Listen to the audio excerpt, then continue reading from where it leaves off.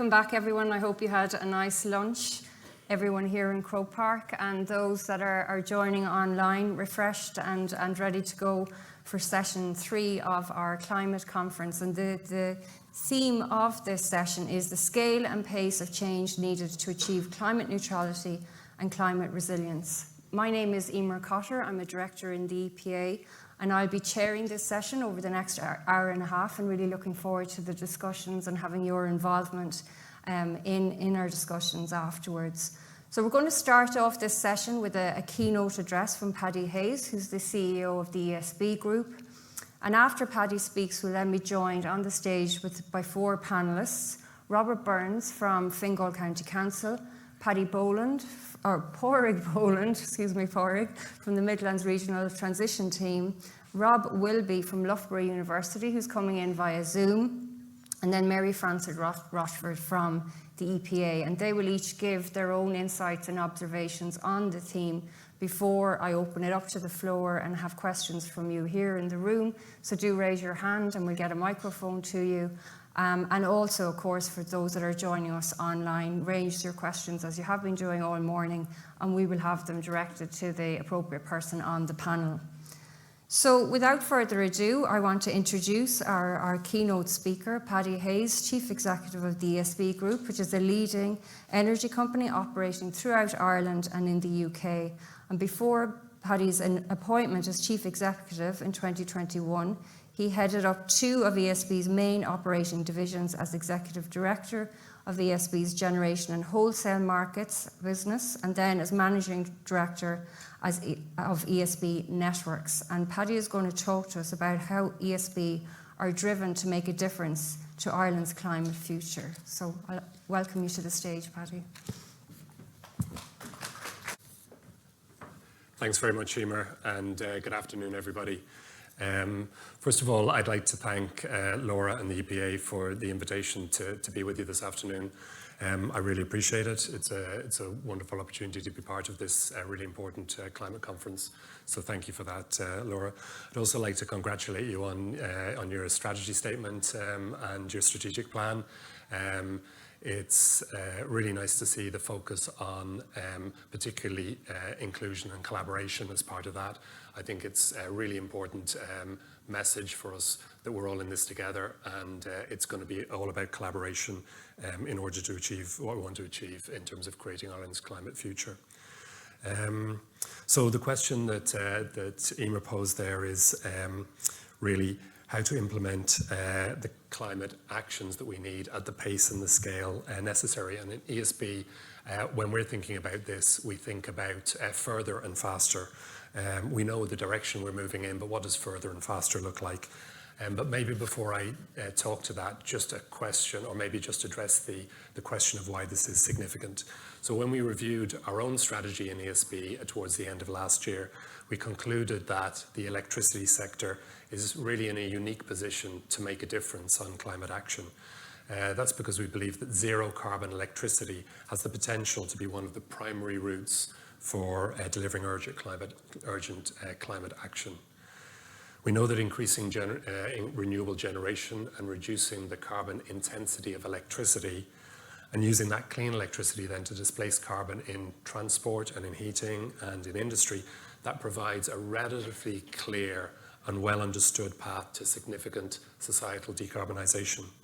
And our own analysts have concluded that although if you go back, or even at the moment, electricity generation itself accounts for almost 20% of Ireland's carbon emissions, that clean electricity can ultimately be the conduit not just for eliminating that 20%, but by using that clean electricity in heat transport and other places can maybe reaching decarbonisation levels of impact of about 50% in emissions in total.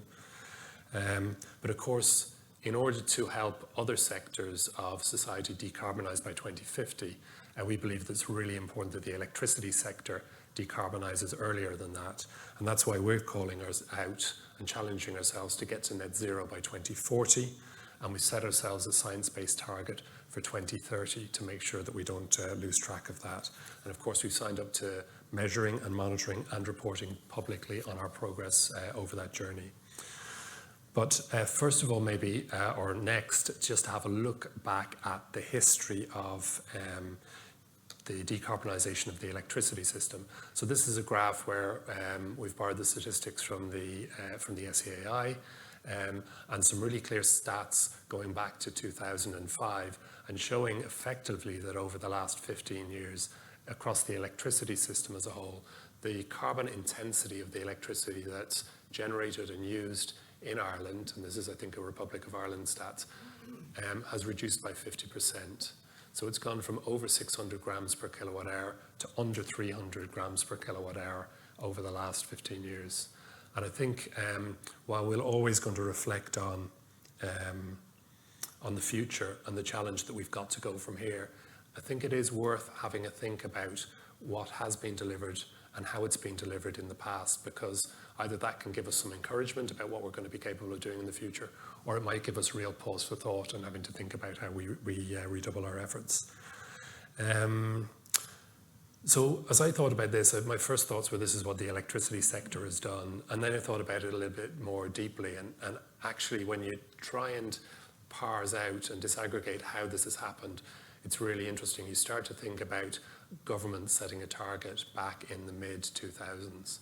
Think about government then mandating a refit scheme and a RES scheme where to enable developers to bid in so that they could get remunerated for making investments. Think about the mandate that the government's put in place and the regulators have put in place in terms of public service obligations so that the customers of and the electricity users around Ireland are actually investing in this clean electricity future. You think about the manufacturers of turbines and solar panels and how their systems have evolved and got more efficient and more cost effective. You think about landowners making their land available. Think about the number of planning applications that have to be sifted through, the throughput through those planning and permitting processes. Think about the communities in Ireland who've accepted and adopted renewable electricity into their communities. You think about EirGrid and the technological work they've done to try and make sure that the system can stay stable at high levels of intermittent renewables. Think about the carbon-based generators who've all had to change the settings and in some cases make investments on their generators to make sure that their generators were capable of operating with a new system and standards that allowed more intermittent renewables. And you think on and on and on about how many people were involved and how many parts of society and the community were involved and really invested in getting that 50% reduction from 2005 to 2020, is it there on the slide? And then, for me, that makes me think about what's next. So it's not just about the electricity sector or any part of the electricity sector. It really, for me, this is a whole society transformation of the energy system. Always when we look back, you see significant progress there. I showed this slide to somebody else earlier on who was, I would say, disbelieving before seeing the slide that level of reduction in carbon intensity had happened or was possible, because it's happened very, very quietly. And yet we see the evidence of that when we look in different parts of the country and see renewable electricity and renewable infrastructure there as well. But of course, when we look at the future, this is like having scaled the foothills of the mountains, and now we've got the rest of the mountain in front of us, and it's full of cliffs and steepness. So I think the question for us then is, how do we increase the scale and increase the scope and go further and faster in terms of continuing to decarbonise the electricity system? So as we set out our strategy in ESB, and I think it's very similar to many of the strategies that a lot of people in the electricity sector would be thinking about. It's very consistent with the Climate Action Plan. But we called out three main significant strategic objectives for ourselves in order to move forward. And maybe before I do that, just show you a model that our team have done, working on from the SEAI information that you had there and rolling that forward out to 2030 and 2040 in terms of, and I'll come back and describe what assumptions they've made at various stages. But in order to be part of delivering this in ESB, we've called out three strategic objectives. So the first of those is to generate and to connect more renewable electricity.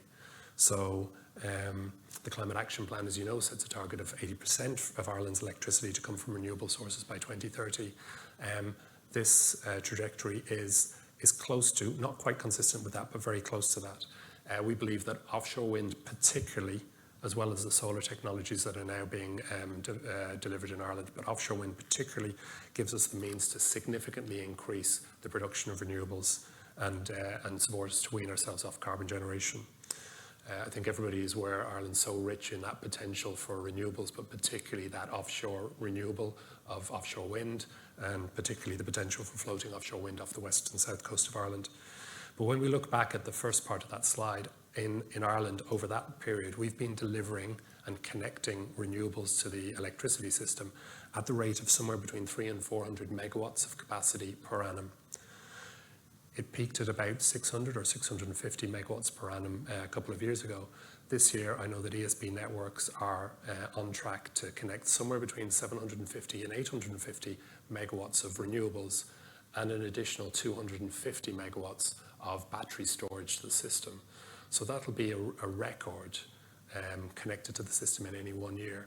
But when we look at what's required to stay on track for science-based target and get to net zero by 2040, what Ireland's going to need is 1,000 megawatts of renewables connected each year for the rest of the decade, and that sort of run rate.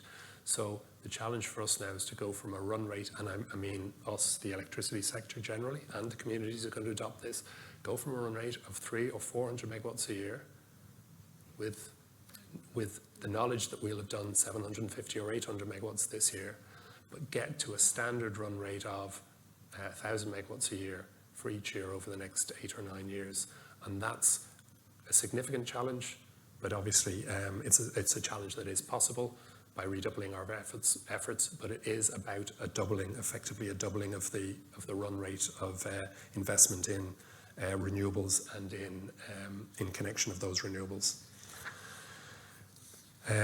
Where that would take us by 2030 is, against that graph, is that we get to a carbon intensity of generation or carbon intensity of electricity down from just under 300 in 2020, down to about 66 grams per kilowatt by 2030. That's a carbon loading from energy from the electricity system of about 2.5 million tonnes of carbon in 2030. And I'll come back later on to see how we might get down from that level down to net zero by 2040. So that's the first pillar of our strategy, is about building and then connecting more renewables. And just to be clear, it's whoever is developing those renewables. The second pillar of our strategy is about that piece about empowering our customers and the customers and communities we serve to achieve net zero. So while we can reduce the carbon intensity collectively of electricity, we can really leverage electricity and that clean electricity by using it to displace oil and gas in heat and transport and the economy generally. So we know that we have a really significant role to play there in leveraging the value of clean electricity. Electric vehicles and heat pumps, of course, are obviously making this possible and reducing the carbon intensity of generation. And we're investing in the infrastructure and services to help our customers benefit from those technologies. We're planning to double our EV charging points by 2030. And we know that a number of other providers in that area looking at EV charging are planning to do something similar. We're working with Tipperary Energy Agency now in terms of Electric Ireland Super Homes to try and support the retrofitting of homes so that it's possible to use heat pumps and clean electricity for heating. And we're thinking about other technologies, so we're particularly invested in CSIRO with Vodafone. ESB has a joint venture rolling out high-speed broadband or super-fast broadband, CSIRO call it, to more than 750,000 homes. And we know, and we've seen over the pandemic, that access to super-fast broadband can really help reduce car journeys and reduce the carbon emissions from the transport system. And we think that whole aspect of telecommunications and digital and data is a part of the story. And maybe the last aspect in relation to this is about the program of smart meters that CRU has mandated ESB Networks to do. So by 2025, 2.3 million houses in Ireland will have smart meters, and working with supply companies, that'll allow those customers to play their part in trying to beat the peak and to reduce the electricity usage, and certainly take the electricity usage away from times when the electricity is more carbon intense. One of the key things that we're going to have to do beyond 2030 in order to get the carbon intensity of electricity down further is not only to build more renewables, but also to build something that's capable of taking the surplus clean electricity at times when the renewables are generating and in converting it to something where we can use it when the renewables aren't generating. And in our mind, and in this model that I'm showing today, this is about hydrogen. So now is the right time for us to be thinking about and getting ready to invest in hydrogen, so that before the end of the decade, we've put the first, we're hoping to do some 2 or 3 pilot projects starting in the next year, but by the end of the decade, it's really clear what balancing capability hydrogen can provide to the system to allow us to take the surplus clean electricity at times when the sun is shining and the wind is blowing and use that to decarbonize the electricity system at times when the renewables aren't generating. And one of our big projects at the moment is looking at retiring Moneypoint and taking coal out of Moneypoint. We've already built a wind farm on the site of Moneypoint. Currently, we're installing a synchronous condenser in Moneypoint, which will allow for greater penetration of renewable wind from the southwest of Ireland onto the electricity system, because it will provide stability and inertia. And then subsequently, we're looking at we're planning right now for floating wind off the coast of Moneypoint, with the opportunity to deliver renewable electricity back into the system when the wind is blowing, and when there's a surplus, to be able to convert that into hydrogen, and then to use the hydrogen either for parts of the economy which are difficult to electrify, or indeed to turn back into electricity again. There's a number of foundational capabilities that we've talked about in our strategy. Of course, that's about the right people, and we recently announced the need to recruit another 1,000 people over the next 3 years. I guess all of industry is challenged with the same challenge of finding, developing and retaining good people. But my belief is that for things like this, where there's a really strong sense of purpose, we will be able to find and train and develop the right people. We think data and digital are critical enablers to this, particularly in terms of transforming the distribution system to allow customers to play their part in microgeneration or providing system services, or things like home charging of electric vehicles. We know that financing is going to be important, so double the amount of renewable generation, double the amount of connections probably means double or maybe more in terms of the amount of finance.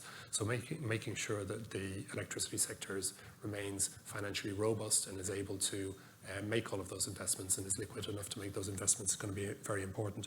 And for our call out in ESB, we've called out on ourselves the really important challenge of stepping forward around sustainability and environmental responsibility, and of course social responsibility as well. We know we have an opportunity to improve in this space, and we're equally acknowledge that while it's one thing trying to reduce the carbon intensity of our electricity, we've got a big operational footprint, and it's really important that that operational footprint is as sustainable and as environmentally responsible as we possibly can. So I said earlier on that I'd come back to talk about how we get from 66 grams a kilowatt hour of electricity in 2030, based on kind of business as usual, using that's a model that gets us there based on the current government targets, based on the current government incentives and the plans for renewables. It's out to 2030, it takes us to, as I said, 66 grams per kilowatt hour. Figures that we've got in this model out beyond 2030 are based really on a continuation, I think a reasonable assumption that government policy will continue in the same direction, continue to provide similar sort of supports. So this model reaches, I think, about 2.7 gigawatts of offshore wind, which is really important by just after 2030.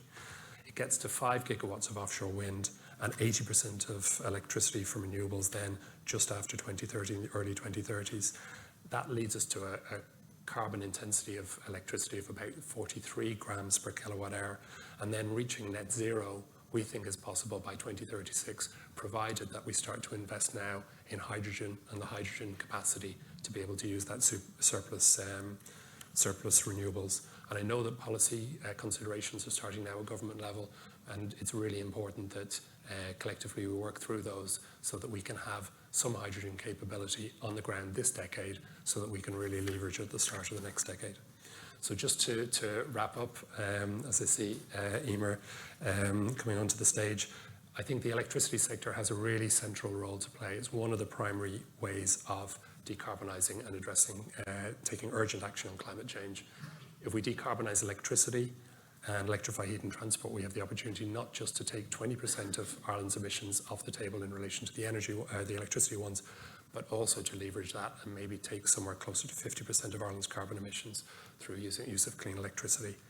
The scale, there is enormous potential, but the scale and the pace and the scope of what we need to do over the next 10 years and the next 20 years is of the order of double what we've done over the last 15 years. So it is possible. There is a clear pathway to do it, but it is double. And if we go back to the start of our conversation at 2 o'clock, that means double the number of planning applications. It means double the amount of finance. It means double the number of communities accepting.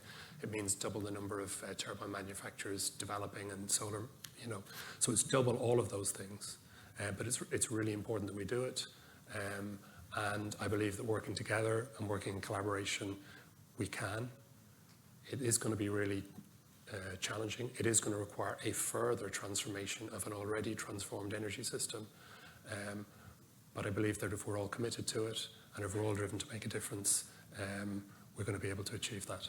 And there is a pathway to that. So look forward to the questions and answers. Thank you very much.